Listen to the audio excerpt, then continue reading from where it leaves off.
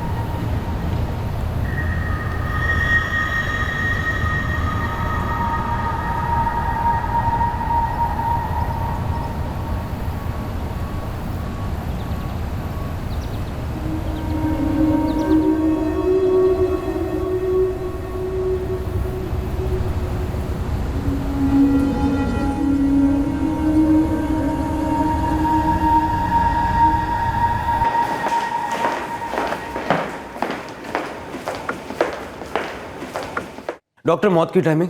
Body postmortem के लिए आई, उसके करीब 10-12 घंटे पहले।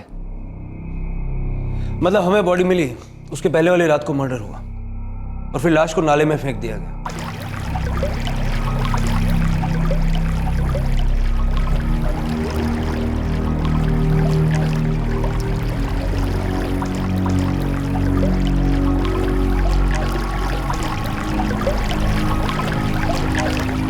21 जुलाई 2014 को एक औरत की लाश महाराष्ट्र के थाने जिले के पास एक नाले में पड़ी मिली। पोस्टमार्टम के बाद पता चला कि मौत पिछली रात यानी कि 20 जुलाई 2014 को हुई थी।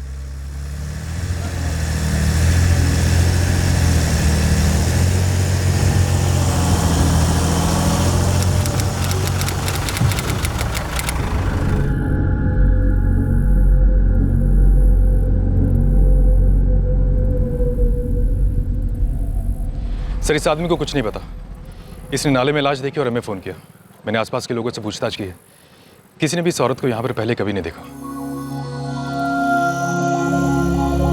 3 दिन हो गए, अब तक विक्टिम का आइडेंटिफिकेशन नहीं हो पाया। सतीश, एक काम करो, पिछले 1 हफ्ते में आसपास के थानों में जितने भी मिसिंग कंप्लेंट्स फाइल हुई है सब स्कैन करो।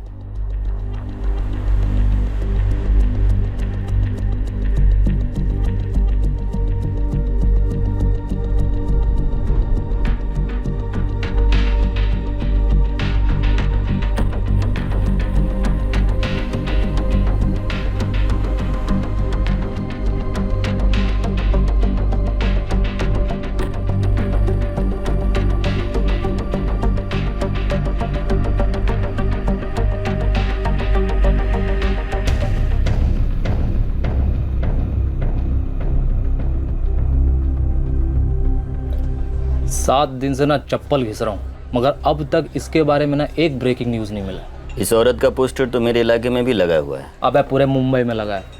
अपन खुद मुंबई, थाने, वाशी, छान मारा। अरे अपन तो गारंटी के साथ बोलता है, या तो इसका कोई है ही नहीं, या फिर ना किसी को पड़ी नहीं है इसकी।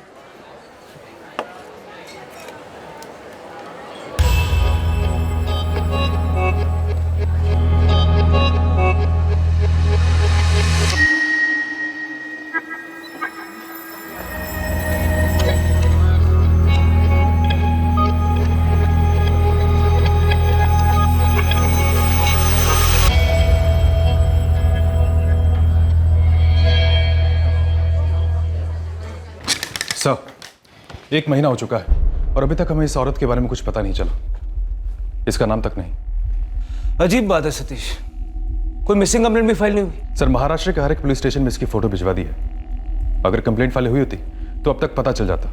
हो सकता है ये औरत अकेली रहती, कोई आगे पीछे ना हो इसके, और शायद मारने वाले को ये बात पता थी। सर, मुंबई और थाने में हर जगह इस औरत का पोस्टर लगा।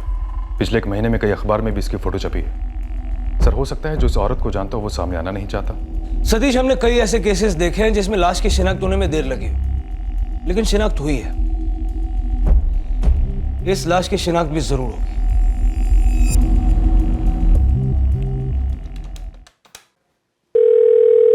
Hello. Hello inspector Surve, doctor Rane बात कर रहा हूँ। जी डॉक्टर, बोलिए। पिछले 3 महीने से उस औरत की बॉडी यहाँ पे पड़ी है और अब तक कोई बॉडी आइडेंटिफाई करने नहीं आया। देखिए, मैं आपकी परेशानी समझ सकता हूँ, लेकिन ये केस अभी सॉल्व नहीं हुआ और वैसे भी ये केस क्राइम ब्रांच को ट्रांसफर होने वाला है। मुझे लगता है हमें उसका दाह संस्कार कर देना चाहिए। और वैसे भी इन्वेस्टिगेशंस के लिए ज़रूरी फोटोज़ और केस पेपर्स ऑलरेडी आपके पास है। आपकी बात सही है, पर मुझे अपने सीनियर से बात करनी होगी। मैं आपको जल्दी इन्फॉर्म करता हूँ। Thank you inspector. केस एक कदम भी आगे नहीं बढ़ रहा था। आखिरकार ये अनसॉल्व केस क्राइम ब्रांच को सौंपा गया। एक औरत जिसका कोई नाम रहा होगा, कोई घर परिवार रहा होगा, एक जिंदगी रही होगी। क्या उस औरत की पहचान, उसका गुजरा हुआ कल, उसके साथ हुआ अपराध कभी सामने नहीं आने वाला था? क्या ऐसा कोई नहीं था जिसे इस औरत की गैर मौजूदगी खल रही थी?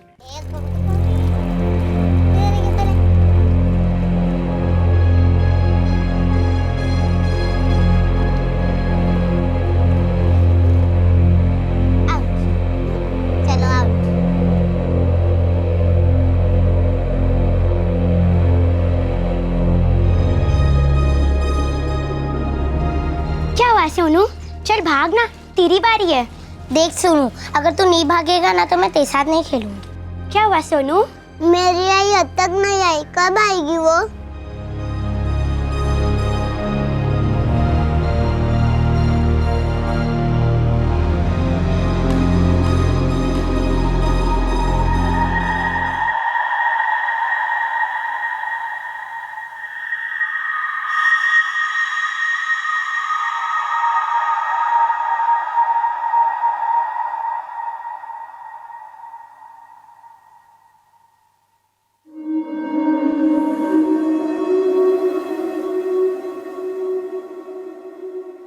मौत का मंजर साए की तरह पीछा करता है।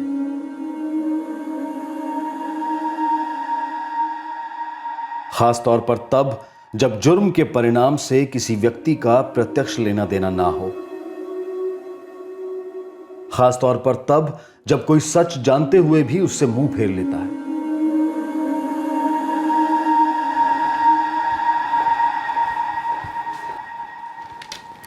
हाँ जगन बोल। साहब, नारायण का फोन आया था मेरे को। क्या बोला? कोई सॉलिड टिप मिली है उसे? तो एक काम कर, बाहर में आने को बोल उसको। शाम को वहीं मिल के बात करते हैं।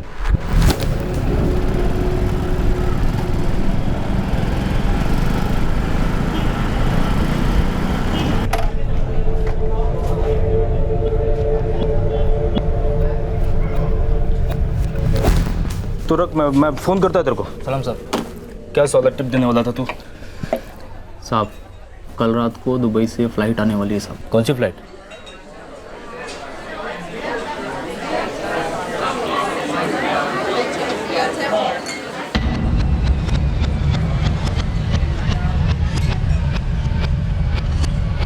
जो तूने टाइम मेरे को बताया वही ना? सलाम साहब, कुछ लाऊं?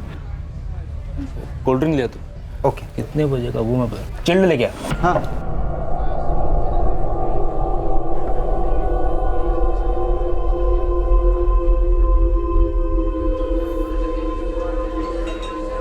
परचूरे साहब, आपको कुछ बताना था। बता। कोई लफड़ा गया तू? नहीं साहब, मैंने कुछ नहीं किया। हाँ तो बता ना फिर। साहब, 3.5 महीने पहले एक औरत का मर्डर हुआ था ना। कौन औरत? वही साहब जिसका नाके पे पोस्टर लगा था और पेपर में भी उसका फोटो आया था। इसमें ये भाई साहब, ये लेडीज़ का फोटो तो मेरे पास भी आया था। पूरा मुंबई दर्शन किया साहब, फिर भी कुछ पता नहीं चला इसके बारे में। अभी तो इसका क्रियाक्रम भी हो गया। आपके यूनिट सी में आपटे साहब है ना, उनके पास फाइल है इस लेडीज़ का। राकेश, इस औरत के बारे में तू और क्या क्या जानता है? सर, इस औरत का नाम रजनी माने है। ये राकेश कहाँ है? सलाम साहब। तो इस औरत को जानता था फिर भी इतने महीने चुप क्यों रहा? साहब बहुत डर गया था, सोचा जाऊंगा तो बहुत सवाल होंगे। बहुत टेंशन में था साहब, बोला भी नहीं जा रहा था और बोले बिना रहा भी नहीं। तब ये परचूरे साहब दिखे। इनको पहले से थोड़ा जानता हूँ, सोचा इनको ही बता दूँ। ये रजनी माने करती क्या थी? बार में काम करती थी साहब। या तू काम करता है? नहीं, अर्पिता बार में, जहाँ मैं पहले काम किया करता था।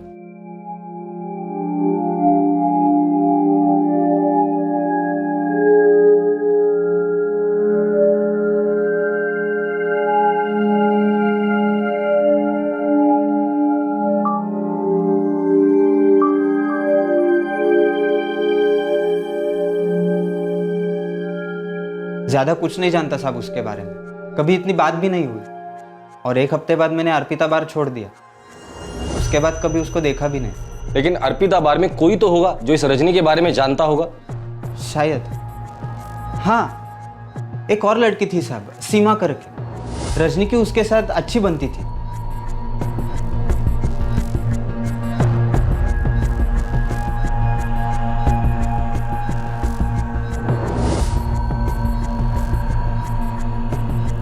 तुम जा सकते हो, जरूरत पड़ेगी तो दोबारा बुला लूंगा। जी सर। इस राकेश ने 3.5 महीने मौन व्रत रखा और आज अचानक मौन व्रत तोड़ दिया। नजर रखो उस पर। सर। अभिजीत सर। अर्पिता बार की सीमा से हमें इस रजनी के बारे में पता चल सकता है। इस रजनी माने का अंतिम संस्कार एक अनआइडेंटिफाइड बॉडी के तौर पर हुआ था, और हम लोग इसके कातिल को आइडेंटिफाई करेंगे और ये केस क्लोज करेंगे।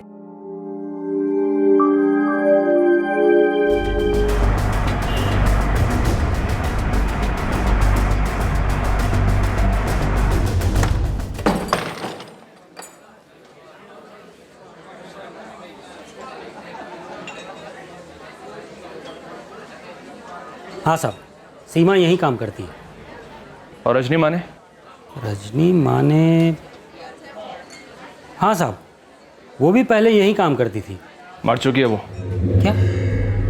ये कब हुआ साहब? 3.5 महीने से ऊपर हो चुके हैं। पूरे इलाके में उसके पोस्टर्स लगे हैं, देखे होंगे, पर पहचान करने नहीं आए, इसलिए हम आ गए पूछताछ करने। साहब मुझे पता नहीं था, पता होता तो ज़रूर आता। सीमा कहाँ है? अब तक आ गई होगी साहब, अंदर तैयार हो रही होगी।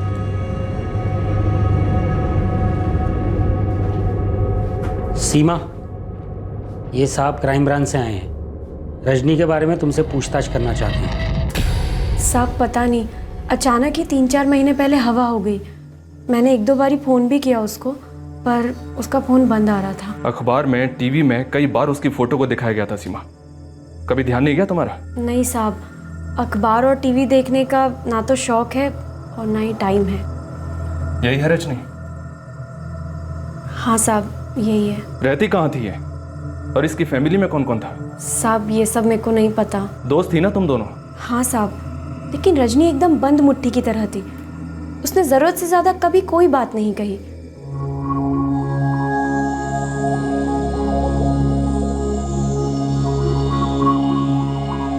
अरे वाह, आज तो तू बड़ी मस्त लग रही है। देखना, आज सबसे ज्यादा नोटों की बरसात तुझ पर ही होगी।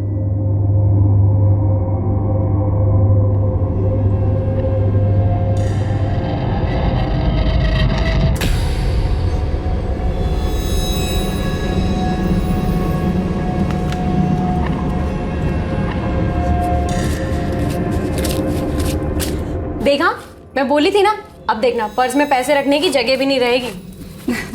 बस साहब, इतना ही जानती थी मैं रजनी को। साहब, सीमा ठीक कहती है, रजनी अपने आप में रहती थी। इतने महीने काम किया उसने यहाँ पे, कोई तो जानता होगा उसे।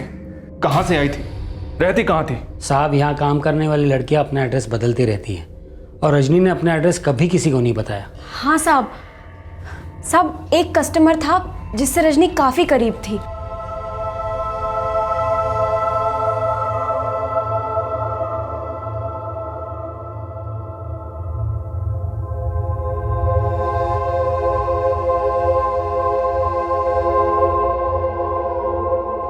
मोहन, हाँ मोहन शिंदे नाम था उसका। कोई सेठ का बड़ा काम है, एक्सपोर्ट वेक्सपोर्ट का। मोहन वहीं काम करता है, इसीलिए हमेशा टिप बिल से भी डबल देता है। लगता है फुल टू फिदा है तुझ पे। कह तो रहा था, पसंद करता है मुझे। और तू? हाँ, मुझे भी ठीक ही लगता है। बात भी अच्छे से करता है, ख्याल भी रखता है। लेकिन मैं इस बारे में ज़्यादा नहीं सोचती। क्यों? सोचने का ना, सोचने पे कोई टैक्स नहीं लगता। नहीं रे, मेरी किस्मत तो बनौती है। डर लगता है कि कहीं आगे चल के ये रिश्ता भी पिछले वाले जैसा ना निकले। पिछला रिश्ता मतलब? क्या हुआ था तेरे साथ में? फिर आगे उसने कुछ नहीं बताया। लेकिन हाँ साहब, एक बात तो पक्की थी, ये मोहन शिंदे ना रजनी पर फुल टू फिदा था। और हाँ साहब, एक बार रजनी ने मुझे बताया था कि मोहन शिंदे ने ना उसको भाड़े पर कहीं घर भी दिला दिया है। कुछ पता है ये मोहन शिंदे रहता कहाँ या किस सेट के लिए काम करता है? नहीं साहब, वैसे ये मोहन शिंदे भी काफी दिनों से इधर दिखा नहीं है साहब। कब से? जब से रजनी का खून हुआ तब से? सब एग्जैक्ट तो याद नहीं है, लेकिन काफी दिनों से नहीं दिखा है। कोई ठोस सबूत तो नहीं, लेकिन रजनी की जिंदगी से जुड़े एक शख्स का नाम हाथ लगा था, मोहन शिंदे। ना कोई एड्रेस, ना कोई फोटो, सिर्फ एक नाम। सीमा का कहना है कि मोहन शिंदे रजनी को पसंद करता था, लेकिन मुझे नहीं लगता बात सिर्फ पसंद की होगी, वरना वो उसे रूम भाड़े पर लेकर क्यों देता? हो सकता सर मोहन ने ही रजनी को मारा हो, क्योंकि रजनी की तरह मोहन भी काफी टाइम से उस बार में नहीं आया। अभिजीत, ऐसे लोग बार बदलते हैं, अपनी आदतें नहीं। किसी और बार में गया होगा, किसी और लड़की पर फिदा हुआ होगा। एक काम करो, खबरियों को काम पर लगा दो। हमारे पास नाम है, इस नाम को सिर्फ चेहरा देना बाकी। हाँ साहब, फोटो सेंड कर रहा हूँ। हेतल बार में दिखा था बंदा। हाँ, नाम मोहन शिंदे है, आप देख लो आप वाला है कि नहीं।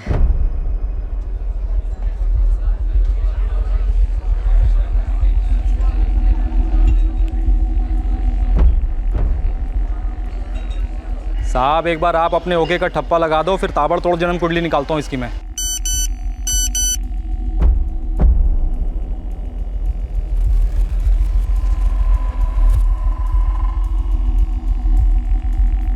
हाँ साहब, ये मोहन शिंदे।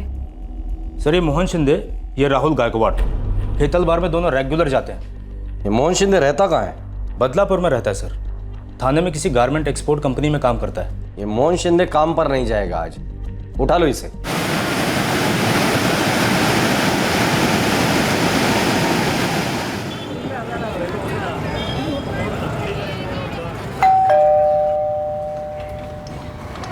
जी मोहन शिंदे यहीं रहता है? जी हाँ, बेटा है मेरा। कहाँ है वो?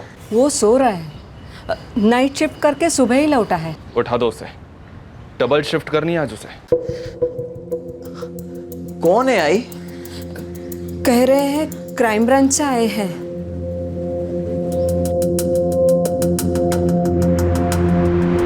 साहब आप लोग बताते क्यों नहीं है कि रजनी को क्या हुआ है? बात क्या है साहब, आप लोग कुछ बताते क्यों नहीं?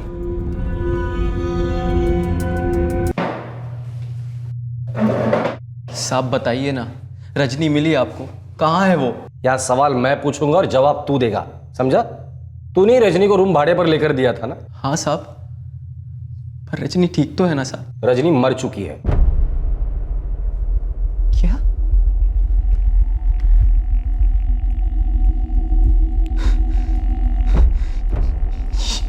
क्या हो गया साहब? रजनी से मिलने तो अर्पिता बाहर जाता था, पिछले 4 महीने से गया नहीं। क्यों? मैं बताऊं क्यों? क्योंकि 4 महीने पहले तूने रजनी को मार डाला और फिर बार भी बदल दिया। ये क्या बोल रहे हैं साहब आप? 4 क्या, मैं पिछले 6 महीने से उस बार में नहीं गया, क्योंकि 6 महीने पहले मैंने उसके लिए घर लेकर दिया था किराए पर। उससे मिलने के लिए मुझे बाहर जाने की जरूरत नहीं थी साहब। अगर रजनी की तुझे इतनी फिक्र थी तो गायब होने के बाद उसे ढूंढा क्यों नहीं? 4 महीने पहले वो मर चुकी थी, उसका अंतिम संस्कार भी हो चुका है। मैंने उसे ढूंढने की बहुत कोशिश की थी साहब, मगर शायद इसलिए उसे ढूंढ नहीं पाया। साहब सोनू तो ठीक है ना साहब? कौन सोनू? रजनी का बेटा साहब। रजनी का बेटा भी है? हाँ साहब, 5 साल का है। उसी की परवरिश करने के लिए तो रजनी को बाहर में काम करना पड़ता था। ये सब जुलाई में हुआ होगा साहब, क्योंकि मैं रोज उसके घर जाता था, हमेशा मुझे ताला मिलता था वहां।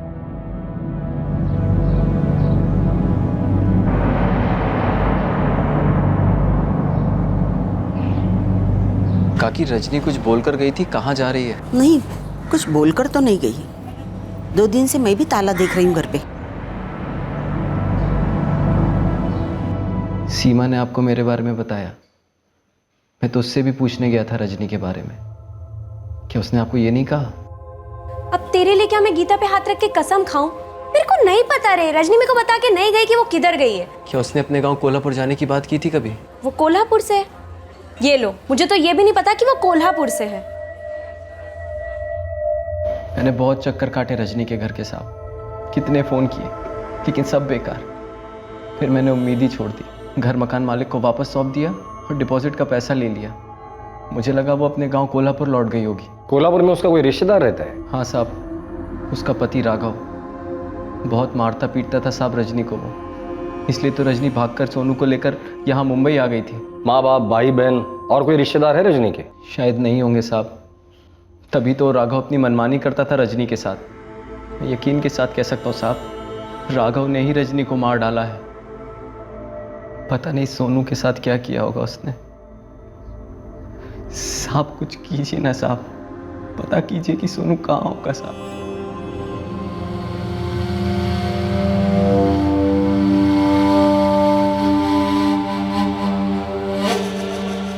सोनू बेटा, ठीक से खाना खाओ, कुछ बचना नहीं चाहिए। हमेशा आधा खाना खाते हो।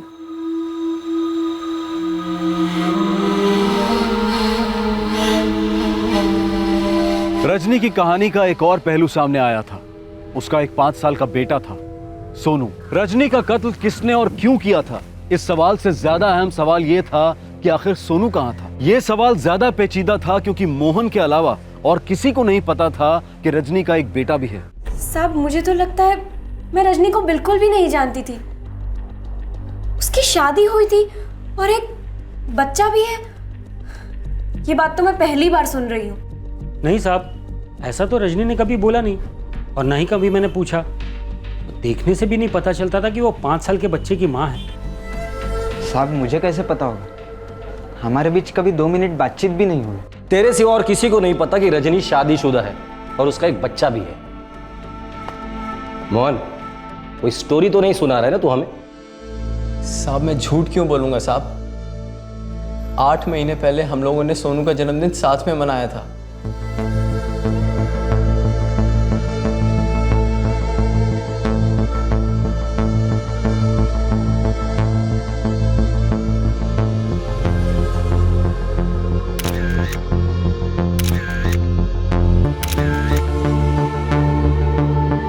सोनू देखो बाबा तुम्हारे लिए क्या लेकर आए हैं। थैंक यू बाबा।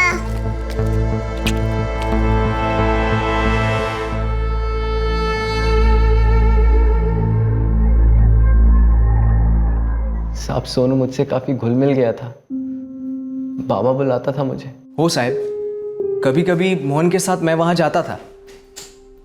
सब मोहन रजनी और सोनू को बहुत प्यार करता था। सोनू तो मोहन को अपना बाबा भी मानने लगा था। मोहन, एक औरत जिससे तू प्यार करने का दावा करता है, 4 महीने पहले वो किसी को बिना बताए कहीं चली जाती है, अकेली है, साथ में एक बच्चा भी है, फिर भी तू पुलिस के पास नहीं जाता। अजीब नहीं लगती ये बात? साहब मैंने सपने में भी नहीं सोचा था उसके साथ ऐसा कुछ हुआ होगा। वो परेशान रहती थी, उसे हमेशा डर लगा रहता था कि राघव उसे वापस लेने जरूर आएगा। मुझे लगा वो राघव के साथ वापस चली गई होगी। आखिर पति था उसका, सोनू का असली बाप। हाँ साहब, मैं उससे बार में मिला, मुझे अच्छी लगी थी वो। उसने मुझे अपने बारे में सब कुछ बता दिया था। मैंने जब अपना गांव छोड़ा था ना, तो अपना सारा अतीत वहीं छोड़कर आ गई थी। किसी को बताना तो दूर, खुद भी कभी इस बारे में सोचना नहीं चाहती थी। लेकिन तुमसे कुछ नहीं छुपाऊंगी, तुमसे झूठ नहीं बोल सकती ना। मैं जानता हूँ रजनी, मेरे लिए सिर्फ इतना ही काफ़ी है कि हम दोनों एक दूसरे से प्यार करते हैं। मुझे और कुछ जानने की कोई ज़रूरत नहीं है। नहीं मोहन, तुम्हें बताना ज़रूरी है। मैंने रिश्तों में धोखा खाया है, इसलिए मैं किसी को धोखे में नहीं रखना चाहती। ऐसी क्या बात है रजनी? मोहन, मैं शादीशुदा हूँ और मेरा एक बेटा भी है, 4 साल का, सोनू, जिस आदमी से मेरी शादी हुई थी। उसे बस हर रात एक औरत चाहिए थी। बीवी नहीं, बहुत सहा मैंने, आखिर एक दिन बर्दाश्त नहीं हुआ और भाग गए। बाहर में काम करना मुझे पसंद नहीं है, पर किसी और काम में इतने पैसे भी तो नहीं मिलते, और सोनू की अकेली परवरिश करने के लिए पैसे तो चाहिए। इसीलिए मुझे अपने घर नहीं आने देती थी। सोनू के बारे में मैंने किसी को कुछ नहीं बताया, सिर्फ तुम जानते हो। सोनू अकेले रह लेता है? एक बाई रखी है, जब काम पे जाती हूँ तो पीछे उसका ख्याल रख लेती है वो। मुझे मिलना है सोनू से, मिलाएगी ना? मैं सोनू से मिला, बड़ा प्यारा बच्चा है साहब। मैं उन दोनों की जिंदगी संवारना चाहता था, इसलिए उन दोनों को किराए पर घर लेकर दिया। मुझे लगा वो अपना अतीत भूल चुकी है और मेरे साथ खुश है, लेकिन एक दिन वो चली गई, हमेशा के लिए। इंसान अतीत से भाग सकता है तो अतीत भी उसका पीछा कर सकता है। मुझे अभी भी यकीन नहीं हो रहा कि वो मुझे छोड़कर चली गई। दुख हुआ, गुस्सा भी आया, पर मैं चुप रहा, ये सोचकर खुद को मनाया कि हो सकता है राघव सुधर गया हो और उसे समझा बुझाकर वापस ले गया हो। पर मैं गलत था साहब, उसने रजनी को मार डाला। तो पता नहीं सोनू के साथ क्या किया होगा उसने। ये राघव कोल्हापुर में रहता कहाँ है और करता क्या है, कुछ पता है तुम्हें? पता नहीं साहब, इस बारे में मैंने उससे कुछ पूछा नहीं था। अच्छा, रजनी के किसी और रिश्तेदार का पता है तुम्हारे पास? मेरे लिए उसकी पिछली जिंदगी का कोई मतलब नहीं था, और रजनी को भी इस बारे में बात करना पसंद नहीं था।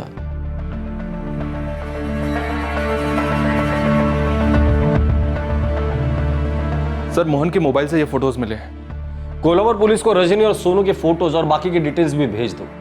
राघव और सोनू का जल्द से जल्द पता लगाना होगा।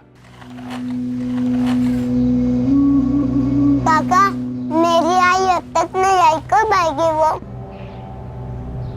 मुझे घर जाना है।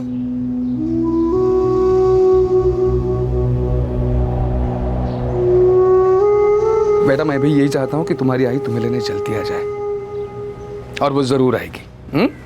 बिल्कुल फिक्र मत करना।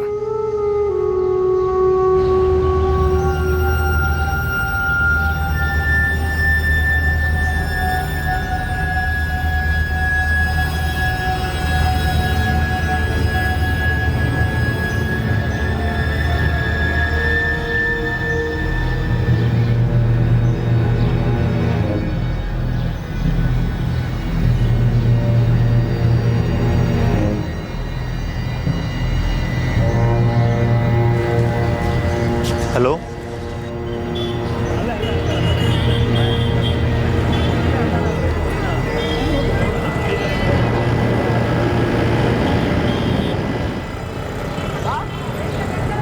पूरा कोल्हापुर छान मारा। ये राघव, रजनी माने और सोनू, तीनों के बारे में कोई लीड नहीं है। फिर भी ये सोनू और रजनी, इन दोनों की फोटो हमने आसपास के पुलिस स्टेशन में दे दी है, पर राघव की तो कोई फोटो ही नहीं है हमारे पास। हमारे पास भी राघव की फोटो नहीं है। देखिए, हम आपको ज्यादा डिटेल्स तो नहीं दे पाएंगे, लेकिन आप तलाश जारी रखिए। हम पूरी कोशिश कर रहे हैं, पर अगर रजनी की फैमिली कहीं शिफ्ट हो गई है तो कुछ कह नहीं सकते। ताज्जुब की बात है, सोनू की तरह राघव के बारे में सिर्फ मोहन को पता है। सर, अगर मोहन की कहानी पे यकीन करें तो उसकी इन्वॉल्वमेंट नजर नहीं आती। अभिजीत, खुद कोई जब खुद की कहानी बताता है ना, तो उस कहानी का हीरो वही होता है। मुझे शक है ये राघव का कैरेक्टर कहीं मोहन के दिमाग की उपज तो नहीं है।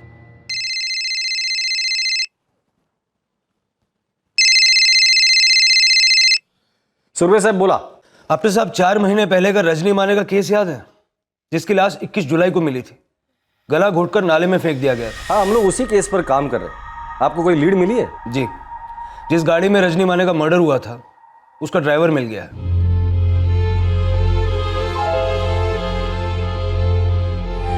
ये क्या कर रहे हो तुम लोग? छोड़ो उसे, छोड़ो। दीपक कदम नाम है उसका। उसने कुछ सामने से आकर सारी बात बताई।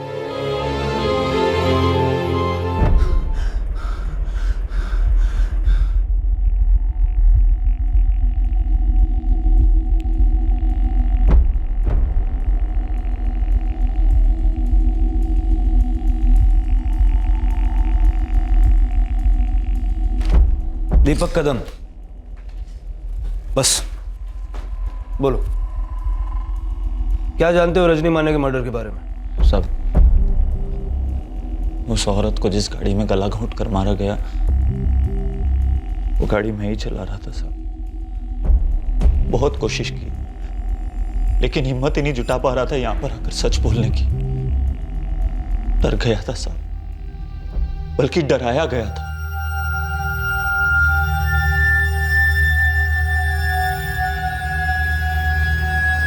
इतने महीनों से चैन से सो नहीं सका हूं साहब। अब सच बोलना चाहता हूं। दीपक कदम वो दूसरा आदमी था जो जानता था कि रजनी के साथ क्या हुआ था। इस मर्डर के बारे में एक और शख्स को पता था, जिसने पुलिस को गुमराह करने की कोशिश की थी।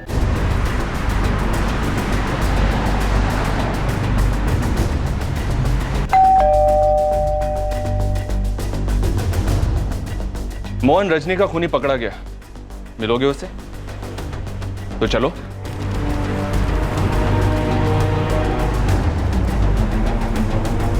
साहब, कौन है वो? किसने मारा है रजनी को? सबर कर मोहन, सब पता चल जाएगा।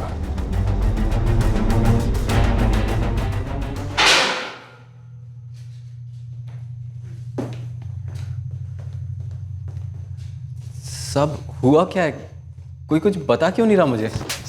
ये था तेरी झूठी कहानी के लिए जो तूने हमें सुनाई थी, पर अब कोई कहानी नहीं सुनूंगा। अब सिर्फ सच बोलना, और इस बार कोई झूठी कहानी बताई ना तो तेरी बची हुई जिंदगी की कहानी में दर्द और चीखों के अलावा कुछ नहीं बचेगा। वो मेरे पड़ोस में ही रहता है साहब, रोज धमकाता था मुझे। गले से आवाज निकली तो तेरा भी गला दबा दूंगा। याद है ना क्या कहा था उस दिन? अगर मैं डूबा तो तुझे भी खींच लूंगा। तेरी भलाई सी में चुपचाप मुंह पर ताला लगाकर अपनी ड्राइवरी करता रहे, समझा? तुम ड्राइवर हो?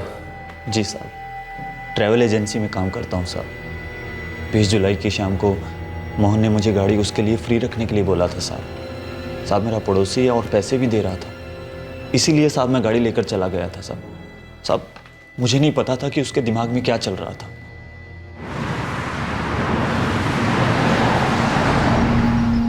दीपक, पहले ठाणे ले ले, किसी को पिक करना है। जी भाऊ।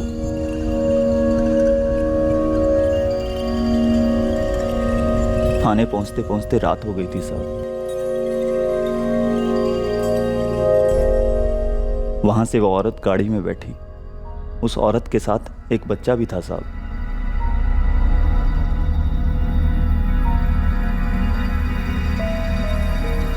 मोहन बोला पहले वो लोग कहीं खाना खाएंगे, इसीलिए मैं कल्याण के पास एक ढाबे पर ले गया उनको। मोहन, उसका दोस्त राहुल, वो औरत और बच्चा सब खाना खाने गए। मैं बाहर ही उनका वेट कर रहा था।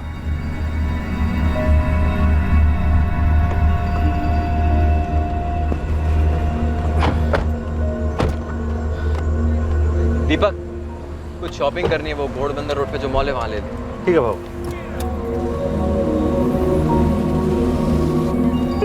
पर जब घोड़बंदर रोड पहुंचे तो सारे मॉल बंद हो रहे थे। हम एक मॉल से दूसरी मॉल घूमते रहे, लेकिन कहीं एंट्री नहीं मिली। मोहन, अरे यार सारे मॉल्स तो बंद हो चुके हैं। लगता है ये शॉपिंग कल पर रखनी पड़ेगी। और देखो ना, सोनू भी सो गया। चलेगा ना? कल थोड़ा जल्दी निकलेंगे। कोई बात नहीं, वैसे भी मुझे तुम्हारे साथ रहना था, कल फिर आ जाएंगे। दीपक, एक काम कर, थाने वापस ले ले, इनको ड्रॉप करके फिर घर जाएंगे। ठीक है बाबू।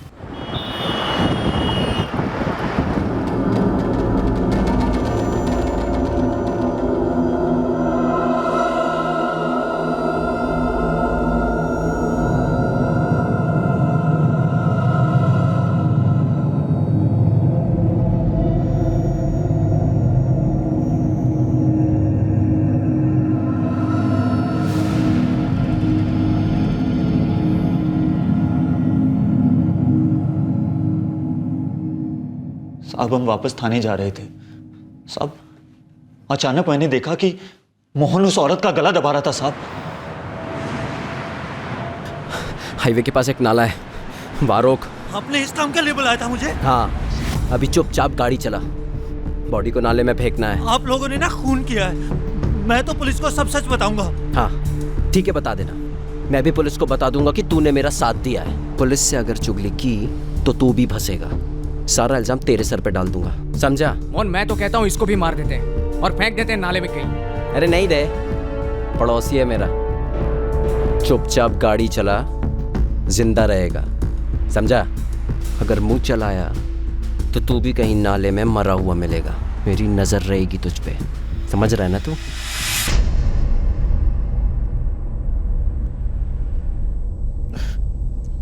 साहब, ये 4 महीने बहुत घुट घुट के काटे हैं साहब।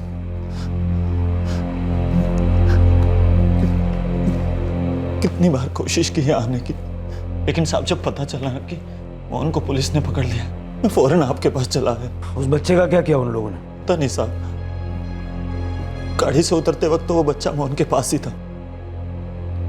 दीपक ने हमें सब कुछ सच बता दिया है और तुम्हारे दोस्त राहुल ने भी हमारे सामने मुंह खोल दिया है। अब तेरी बारी, चल बोल, क्यों मारा रजनी को? मैं थक चुका था साहब, मैं उससे शादी करना नहीं चाहता था। हाँ प्यार जरूर हुआ था, पसंद भी थी मुझे, इसलिए तो रहने के लिए घर दिया था उसको। लेकिन फिर वो शादी के सपने देखने लगी, रोज रोज एक ही बात, शादी कब करेंगे, शादी कब करेंगे। मैं तंग आ गया था साहब उससे। और क्या क्या पढ़ा है स्कूल में? पोयम। पोयम? कौन सी पोयम पढ़े? Johnny Johnny yes papa, 18 sugar no पापा। मुझे सोनू से लगाव हो गया था, लेकिन मैं रजनी से शादी करना नहीं चाहता था, पर वो बार बार शादी की बात करती थी।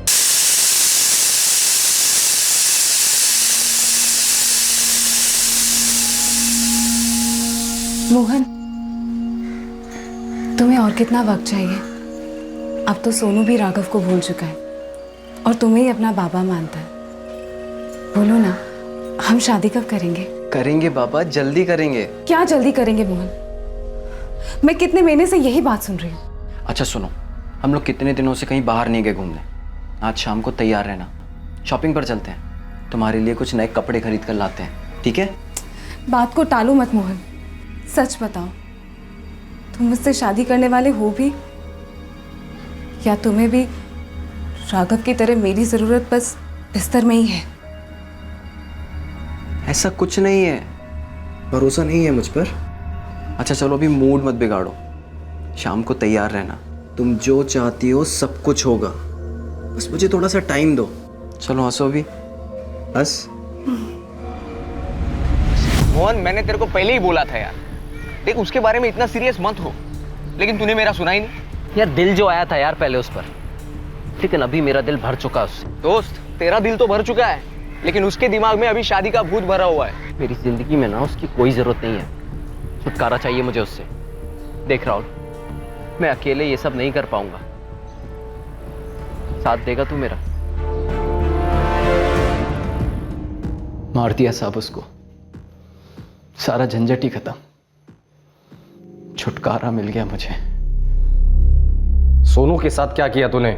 नहीं साहब, सोनू से लगाव था मुझे, उसके साथ मैंने कुछ भी गलत नहीं किया साहब। सोनू की माँ को मारकर तू कह रहा है कि सोनू के साथ कुछ गलत नहीं किया? बता सोनू कहाँ है? साहब मेरा एक चचेरा भाई है, किशोर शिंदे, उसी के घर पर है। किशोर शिंदे रहता कहाँ है? हाँ मजा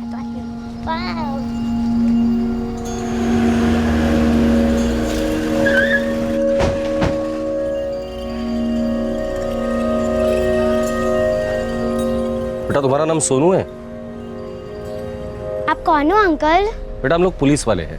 आपने क्या सोनू की आई को ढूंढ लिया? ये क्या कह रहे हो साहब? किशोर सच तो यही है कि तुम्हारे चचेरे भाई मोहन ने सोनू की आई को मार डाला। हे देवा, मोहन ने क्या किया? नहीं नहीं साहब, लेकिन उस रात जब वो सोनू को लेकर यहाँ आया था उसने कुछ और कहानी सुनाई थी।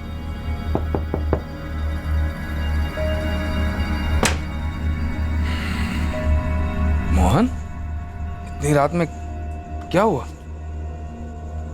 ये रजनी का बेटा है ना?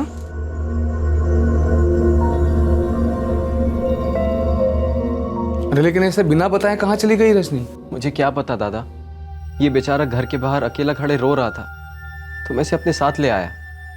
कोई एक बड़ा कस्टमर मिल गया होगा उसे, उसी के साथ चली गई होगी।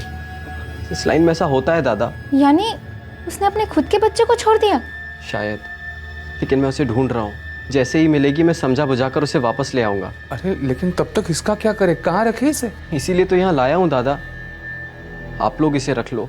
भाभी आप तो समझ सकती हो, और मैं अकेले से कैसे संभाल पाऊंगा। प्लीज आप लोग इसे रख लो, बड़ा ही प्यारा बच्चा है। पर मोहन। भाभी प्लीज मना मत करना। आप तो समझ सकते हो कि इस बच्चे का माँ के बगैर क्या हाल होगा।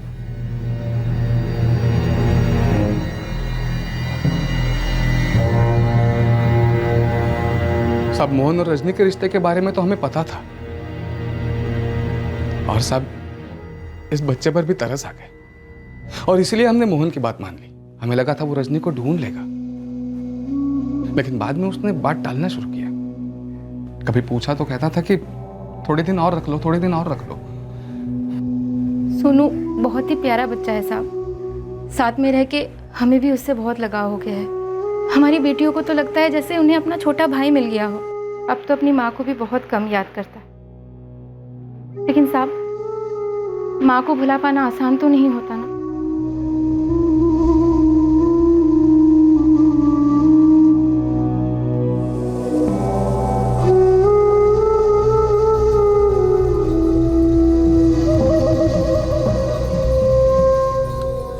किशोर, पहले हमें तुम्हारी बातों पर बिल्कुल यकीन नहीं था।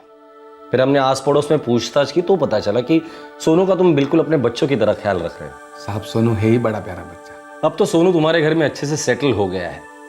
अब तुम लोग ही उसकी फैमिली हो, और हमें भी खुशी होगी अगर सोनू तुम्हारे साथ रहा तो। लेकिन उसके लिए तुम्हें कानूनन तौर पर सोनू को गोद लेना होगा, और अडॉप्ट करने के लिए जितनी भी फॉर्मेलिटीज है वो कंप्लीट करने में हम लोग तुम्हारी मदद करेंगे। साहब वो बोलो ना।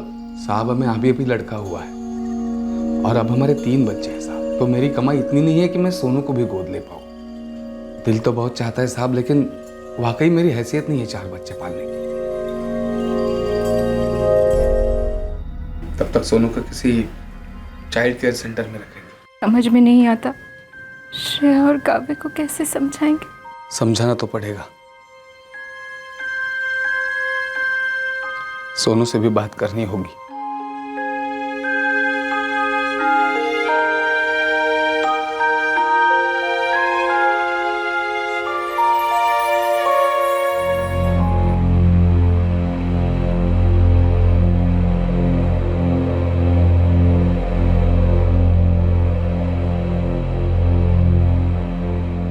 दीपक कदम ने अपना स्टेटमेंट दिया और इस केस में गवाही देने को तैयार हुआ।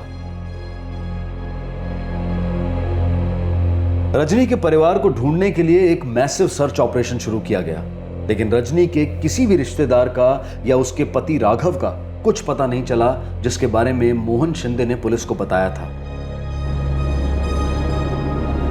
अंकल, क्या हम माई के पास जा रहे हैं? नहीं बेटा, हम आपको नए घर लेके जा रहे हैं, जहां आपको नए दोस्त मिलेंगे और वहां आपकी अच्छे से परवरिश होगी। ठीक है? सोनू को फिलहाल चाइल्ड केयर होम में रखा गया है, लेकिन पुलिस अभी तक रजनी के परिवार के किसी भी सदस्य को नहीं ढूंढ पाई है। पुलिस को लगता है कि रजनी के अतीत के बारे में मोहन ने जो कहानी सुनाई थी वो मनगढ़ंत थी, लेकिन मोहन के स्टेटमेंट को खारिज करने के लिए पुलिस के पास कोई ठोस वजह नहीं है। मोहन शिंदे और राहुल गायकवाड़ पर आईपीसी की धारा 302 के तहत मर्डर के लिए और धारा 201 के तहत सबूत मिटाने के चार्जेस लगाए गए हैं। फिलहाल दोनों न्यायिक हिरासत में हैं और इस केस का ट्रायल शुरू हो चुका है। इस केस को सॉल्व होने में वक्त लगा। रजनी माने का अंतिम संस्कार होने तक भी उसकी पहचान नहीं हो पाई थी, लेकिन आखिर में राकेश और दीपक ने अपने जमीर की आवाज सुनी और अपनी चुप्पी को तोड़ा, और फाइनली ये केस सॉल्व हुआ। पुलिस ने रजनी के बेटे सोनू को ढूंढ निकाला और कातिल को गिरफ्तार किया। रजनी के प्रेमी मोहन ने रजनी का खून इसलिए किया क्योंकि रजनी उस पर शादी करने के लिए दबाव डाल रही थी और वो उस दबाव से तंग आ गया था। अगर मोहन चुपचाप रजनी की जिंदगी से चला जाता तो रजनी को अपनी जान न गंवानी पड़ती और एक मासूम बच्चा अपनी मां को न खोता। लेकिन अफसोस, मोहन ने जुर्म का रास्ता चुना और जिसकी सबसे बड़ी सजा भुगतनी पड़ेगी एक 5 साल के मासूम बच्चे को। मोहन को लगा कि वो ये जुर्म करके बच निकलेगा, लेकिन सच कभी ज्यादा देर तक छुप नहीं सकता, और ऐसा ही हुआ। हमेशा की तरह सच सबके सामने आया। आपसे फिर मुलाकात होगी क्राइम पेट्रोल सतर्क में एक और नए केस के साथ। तब तक अपना ख्याल रखें, सुरक्षित रहें और याद रखें, सही वक्त, सही कदम, सतर्क रहें। जय हिंद। इस तरह के और भी एपिसोड देखने के लिए हमारे चैनल को सब्सक्राइब करें और बेल आइकन दबाना ना भूलें।